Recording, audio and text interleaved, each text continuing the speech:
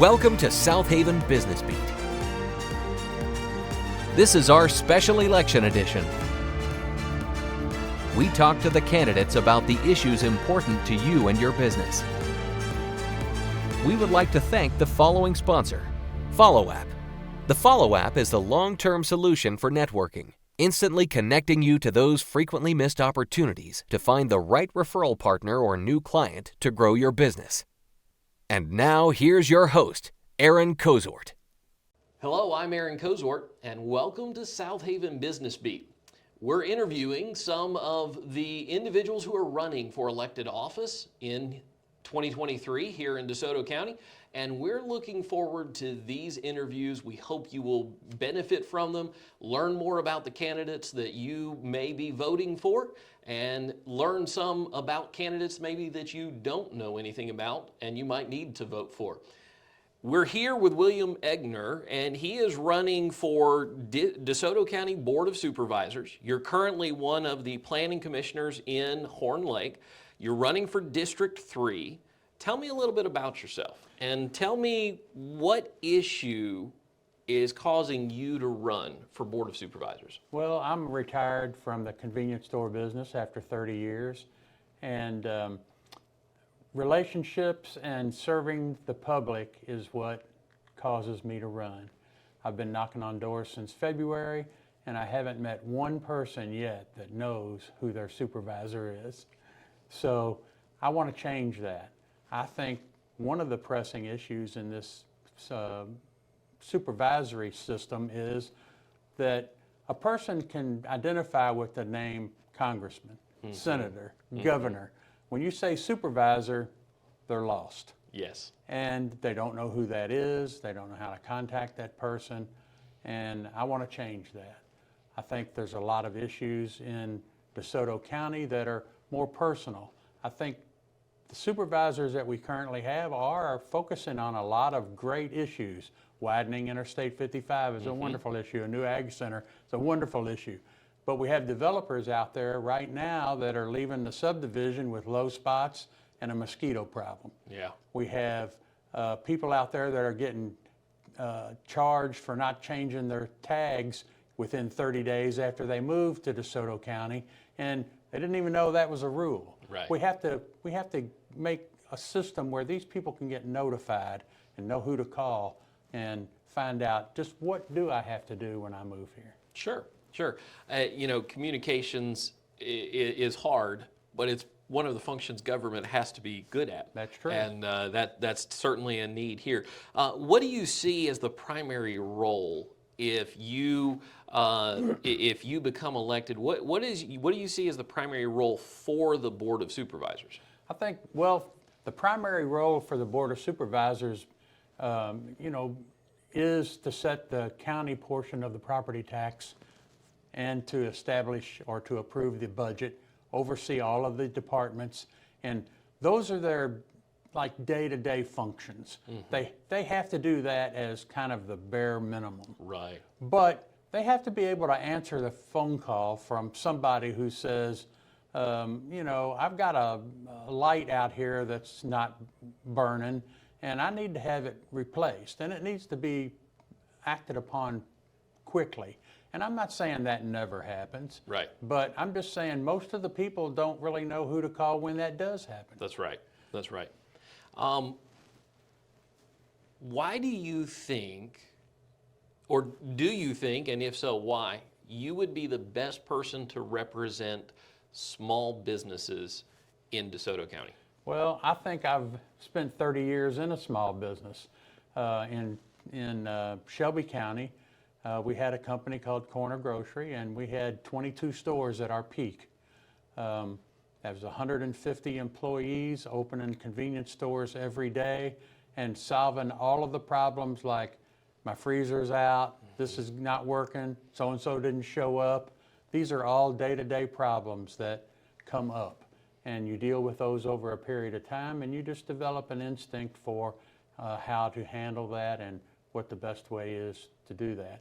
And when people call you with a problem, you shouldn't look at it as a problem. You should look at it as an opportunity to help someone who's reaching out for help. They're calling you saying, I've got a problem, but really what they're saying is, I need some help. And that's what citizens need to be able to do in District 3 as well as the entire county. Yeah, I think a good segue question from that to kind of the next direction is, what past experiences do you have that makes you, do you think makes you qualified to hold this position? Well, I think just the simple experience of waiting on customers. For 7 years, I worked for Hollywood Feed, and people would come in and say, my dog is itching like crazy, what do I do? And so first you have to find out, what are you feeding your dog? What are your dog's habits? What are you spraying your yard with? What are you cleaning your carpets with?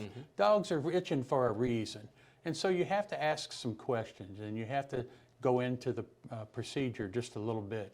And I think that's just a common avenue to solve any problems. Sure. And do some investigation. We're taking a second to thank our sponsors. Wisdom Integrators. Are you a business owner and is technology getting in the way of your business? If your computers are slow, your website is horrible, or your business needs more efficiency, then it's time to reach out to Aaron Kozort and Wisdom Integrators. Be sure to share and subscribe for more business resources. Now back to South Haven Business Beat. So as a Board of Supervisor, you would be looking to listen to those individuals who live in the county, be willing to hear the problem that they say they're having, and then be willing to ask those questions to actually figure out what's the root of the problem. That is true, and I've already had people reach out to me and say, I know you're only a candidate, but can you help me with this? And I'd say, well, I know the person to call, and I'll call them on your behalf. Sure. And I'll do the best I can. I said, I can't issue any orders, and even as a supervisor, I can't order somebody from Public Works to go fill that pothole. Right. But I can call the Public Works director and say, hey, I've got this complaint. Can you get it on your list and give it some attention? Then I can go back to the citizen and say, it's on the schedule. Don't expect it today. Right. But it's on the schedule. Right. And people just want to be heard.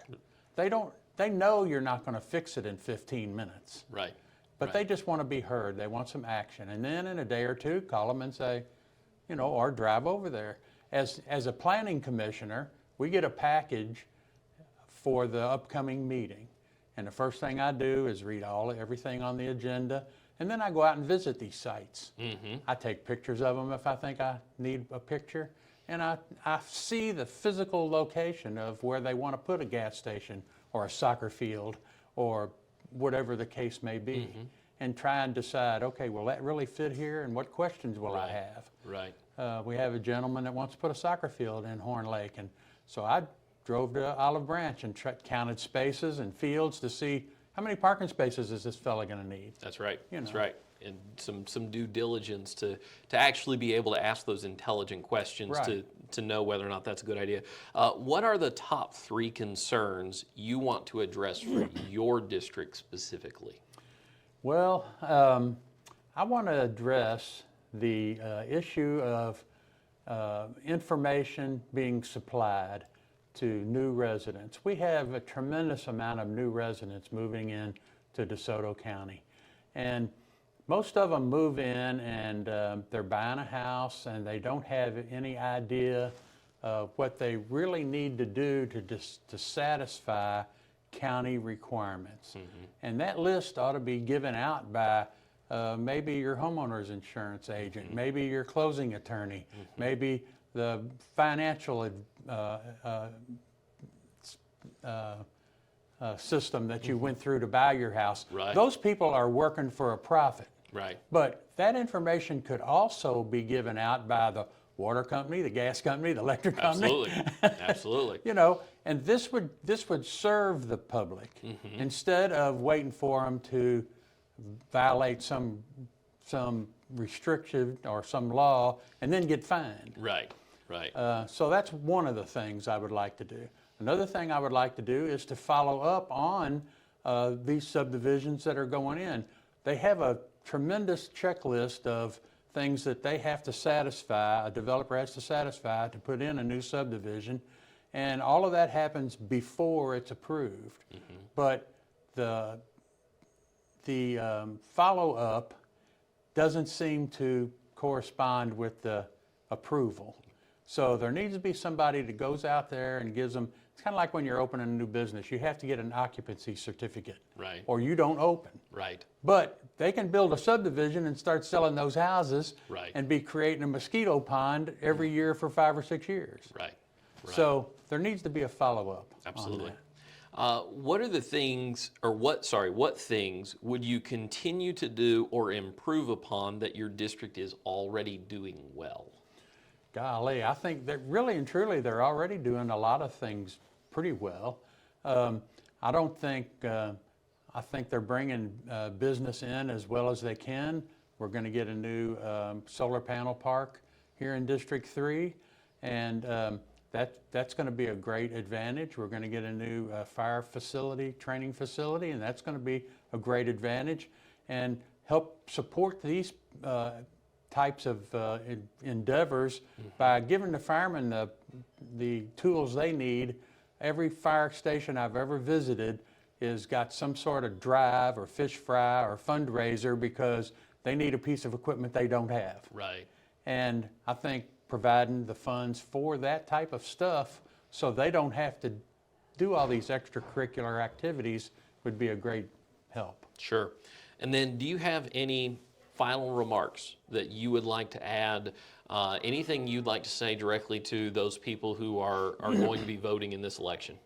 Well, first of all, thank you for stepping up and voting. If you're new to the area, please file a change of address with the Secretary of State's office so that you can vote. Your change of address or your voter registration form has got to be in 30 days before the election or you can't vote in that election. So be sure to file that. Second of all, the Republican Party and the Democratic Party are both still looking for poll workers. We have 47, I think it's 47 polling locations in DeSoto County, and both of them are still looking for poll workers. So if you want to work the polls, or if you need a voter registration form, or if you need a change of address, but that voter registration form can be used for that too, you can call William Egner at 901-921-0874 and I will hook you up. All right. Well, that is great. And William, it has been a pleasure to have you. It's been a pleasure to have the opportunity to host this particular episode. And we hope that you will be successful in your endeavors as you run for election. And above everything, we hope people get out and vote. That's my hope. Vote. Thank you for watching this episode of South Haven Business Beat with this special series on the election of 2023. We would like to thank the following sponsor, Pure Focus Media.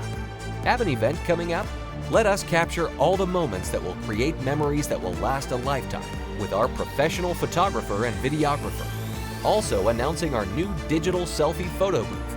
Book with us today. Thank you for listening to this episode of South Haven Business Beat. This podcast is brought to you by the South Haven Chamber of Commerce. We know relationships create commerce. Thank you for joining us. Like what you see and hear? Please tell others and subscribe.